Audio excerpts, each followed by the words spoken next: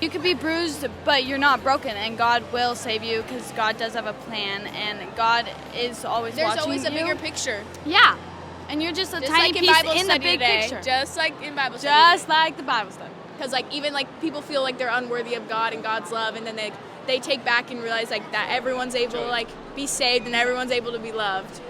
My favorite part of the gathering, honestly, I would have to say is the sessions we got to go to and getting to experience that with my friends, because we all kind of bonded over one thing and we got to hear a sermon basically about something that was beneficial to us. I think my favorite part was part one, meeting the Hungarians, and also part two, just getting to go to all the sessions and just do the interactive stuff and be able to have this connection with God. And I went to one seminar of the speaker guy who cheated death a bunch of times, and it was God in his life and showing that he is always looking out for you no matter what you're going through, and God is always there no matter what.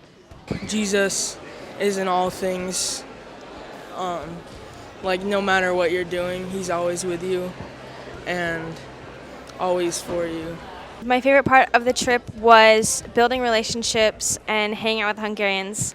They're really cool. I love how they can just be themselves and hang out, and they have a great relationship with God. I really enjoyed listening to the speakers and coming closer to God. It was a pretty awesome experience. I would definitely, if I could, I would go again. The most powerful experience would probably be the mass events, because when we were singing and worshiping, I felt really close to God, and when they would give the sermon and talk about God, I really felt a connection with him. My most powerful experience was also at the mass events, but it was just worshiping with everyone in there, with 20,000 of us, and everyone was singing, and we all had our flashlights on, and it was just really cool to see all of us praising God all at once.